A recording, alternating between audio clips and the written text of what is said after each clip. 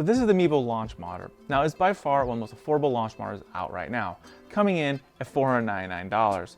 Now it gives all types of useful information on ball launch conditions, ball speed, carry, and a whole lot more. And this right here is a professional indoor golf simulator. It gives all types of information on ball launch conditions, ball speed, spin, carry. If you name it, it gives that data. Now it's recognized in the industry as a trusted source for accurate information, but it comes in at $50,000.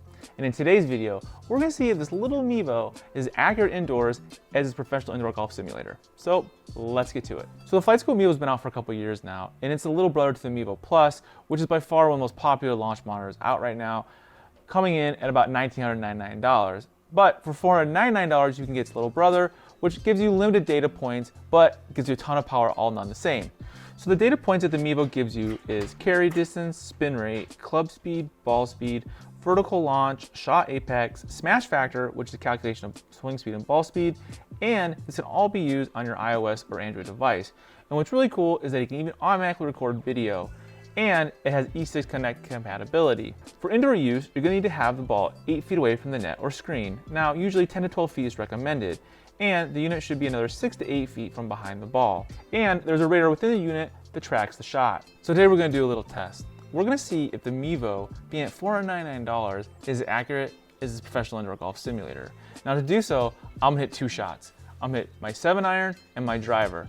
And we're going to see, at $499, is this thing as accurate as this $50,000 indoor golf simulator. On this first shot with the 7-iron, the Mevo is showing a carry of 130 yards, while the simulator was showing a carry of 130.1 yards, so for a difference of 0.1. Now that's just crazy. This is only off by 1/10 of a yard. That's just amazing. On the second shot with the 7-iron, the Mevo is showing a carry of 145.4 yards, while the simulator is showing a carry of 145.6 yards, for a difference of 0.2 yards. So again, 0.2 of a yard off, back to back, less than a yard. That's pretty amazing. With this third shot, the Mevo is showing a carry of 135.9 yards, while the sim was showing a carry of 135.7 yards. So again, a difference of 0.2. Now, it is in the opposite direction because the Mevo is a little bit longer this time than the simulator, but again, it's only 0.2 of a yard, which is insane. On this fourth shot with the 7-iron, the Mevo is showing a carry of 141.2 yards, while the simulator is showing a carry of 141.4 yards. So again, 0.2 of a yard. I'm starting to see a pattern here, and I'm really impressed with this device. On this fifth and final shot, the 7-iron, the Mevo is showing a carry of 148.3 yards, while the sim is showing a carry of 149.8 yards.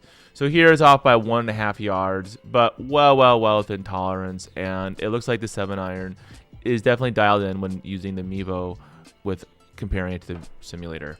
On this first shot with the driver, the Mevo is showing a carry of 205.1 yards, while the simulator is showing a carry of 202.2 yards. So a difference of about 2.9 yards, under 3 yards, and that's pretty accurate if you ask me, especially with drivers, because these little units have a problem with that sometimes. On the second shot with the driver, the Mevo is showing a carry of 217.8 yards, while the sim is showing a carry of 218.5 yards. So a difference of about 0.7 yards, less than a yard off. That's pretty darn remarkable. On this third shot with the driver, the Mevo is showing a carry of 230 yards, while the sim is showing a carry of 235.8 yards. So this time it's a little bit off by about 5.8 yards, but to me, it's well within tolerance of a small unit like this. On this fourth shot with the driver, the Mevo is showing a carry of 206.2 yards, while the sim is showing a carry of 210.4 yards, so a difference of 4.2 yards. Again, less than 5 yards off and well within tolerance. On this fifth and final shot with the driver, the Mevo is showing a carry of 210.6 yards, while the sim is showing a carry of 211.6 yards, so a difference of about 1 yard. And again, I mean, 1 yard for a small unit and comparing to this $50,000 unit is just amazing.